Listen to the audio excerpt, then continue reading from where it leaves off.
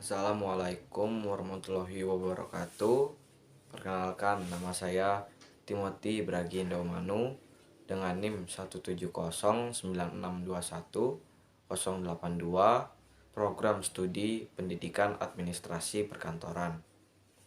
Baik, di sini saya akan menjelaskan tahapan perkembangan teori belajar Van Hill dan implementasinya pada pendidikan matematika sekolah dasar, yang dimana pendidikan matematika ini merujuk kepada geometri.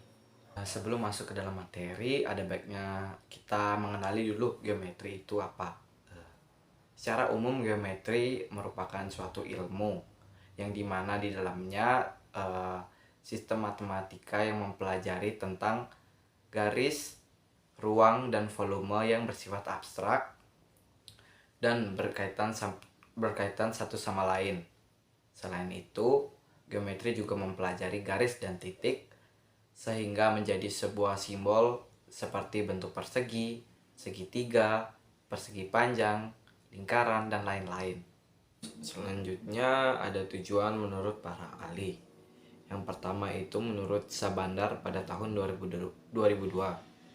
Menurut beliau, pengajaran geometri di sekolah diharapkan dapat memberikan sikap dan kebiasaan sistematik kepada para peserta didik untuk memberikan gambaran tentang hubungan-hubungan di antara bangun-bangun geometri serta penggolongan-penggolongan di antara bangun-bangun tersebut. Kemudian yang kedua ada menurut Susanta pada tahun 2003, yang dimana menurut beliau tujuannya yaitu dapat membantu siswa untuk mengembangkan kemampuan penalaran. Oleh karena itu, geometri timbul dan berkembang karena proses berpikir. Baik, selanjutnya saya akan menjelaskan tahapan perkembangan teori belajar Van Hill dan implementasinya pada pendidikan matematika sekolah dasar. Baik, tahap pertama pada tahapan ini yaitu tahapan pengenalan. Pada tahap ini, peserta didik baru mengenali bentuk-bentuk geometri secara keseluruhan. Namun, peserta didik belum mampu mengetahui adanya sifat-sifat bentuk geometri. Adapun implementasi pada tahapan ini yaitu peserta didik diberi kesempatan untuk memanipulasi, mewarnai, mengidentifikasi, dan mendeskripsikan hubungan geometris. Kemudian yang kedua itu ada tahap analisis.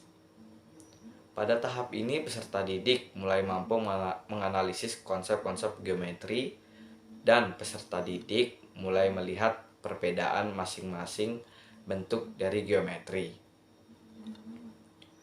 Adapun implementasi pada tahap ini yaitu siswa diajak untuk mengukur, melipat, memotong, mengubin, dan mengidentifikasi sifat-sifat suatu bangunan geometris dan hubungan geometris. Selanjutnya yang ketiga itu ada tahap deduksi informal. Pada tahap ini peserta didik mulai dapat membuktikan hubungan timbal balik antara sifat-sifat dalam suatu bentuk geometri. Dan pada tahap ini juga peserta didik mulai mampu melakukan klasifikasi, mengenal definisi, dan mengungkapkan argumen secara informal. Adapun implementasi pada tahapan ini yaitu peserta didik diajak mengidentifikasi dan mendeskripsikan bentuk menggunakan definisi dan mengikuti argumen informal. Kemudian yang keempat ada tahap deduksi formal. Pada tahap ini peserta didik sudah mampu menarik kesimpulan secara tepat untuk membuktikan teori geometri dalam sistem aksioma. Dan pada tahap ini siswa juga mulai mampu memahami istilah tak terdefinisi, aksioma, postulat, definisi, teorema, dan bukti-bukti. Adapun implementasi pada tahap ini yaitu peserta didik diajak mengidentifikasi masalah yang disajikan dan mencoba membuktikannya tentang underlying term, postulat, teorema, dan definisi.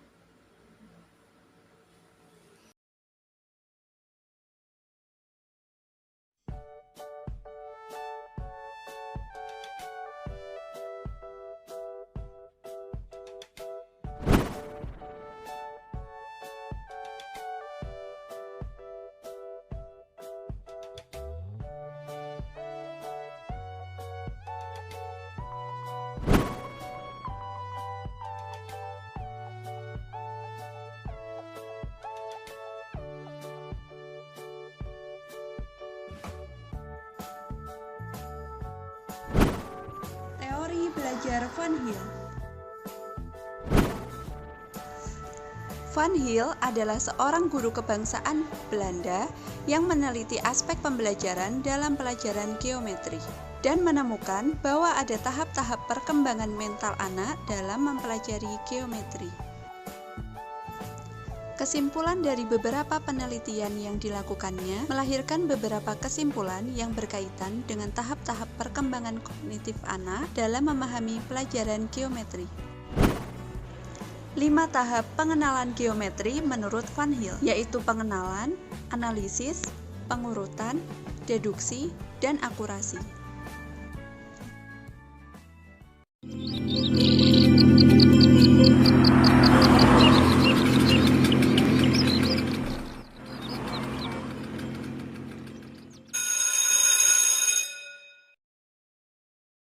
Assalamualaikum warahmatullahi wabarakatuh. Selamat pagi anak-anak. Waalaikumsalam warahmatullahi wabarakatuh. Pagi, Bu. Apa kabarnya hari ini anak-anak? Baik, Bu. Apakah ada yang absen hari ini? Tidak ada, Bu. Alhamdulillah, semua masuk ya. Hari ini kita akan membahas materi bangun datar khususnya persegi dan persegi panjang. Anak-anak, coba kalian amati gambar yang ada di papan tulis. Ada yang tahu gambar manakah yang dinamakan persegi dan persegi panjang? Saya tahu, Bu, gambar nomor 3 adalah persegi. Gambar nomor 5 adalah persegi panjang, Bu.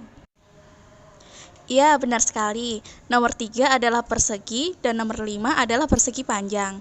Sedangkan gambar 1, 2, dan 4 merupakan bangun datar yang lain. Apakah ada yang tahu ciri-ciri dari persegi? Memiliki 4 sisi, Bu. Titik sudutnya ada 4, Bu. Saya belum tahu, Bu. Ya, betul. Persegi memiliki 4 sisi sama panjang dan 4 titik sudut. Besar sudutnya 90 derajat. Selain itu, persegi memiliki 2 diagonal yang sama panjang. Bagaimana dengan persegi panjang? Adakah yang tahu? Saya tahu, Bu, 2 sisi yang berhadapan sama panjang. Tepat sekali. Ada yang lain? Titik sudutnya juga ada 4, Bu. Betul. Jadi, persegi panjang memiliki 2 sisi yang berhadapan sama panjang. Memiliki 4 sudut besarnya 90 derajat. Diagonal persegi panjang ada 2 buah yang sama panjang. Dari sifat-sifat yang sudah kita pelajari tadi, dapat disimpulkan bahwa persegi merupakan persegi panjang yang keempat sisinya sama panjang. Oh, begitu ya, Bu. Baik, Bu. Ada yang bisa menggambarkan diagonalnya? Saya bisa, Bu. Dari gambar itu terlihat seperti ada 2 segitiga ya, Bu.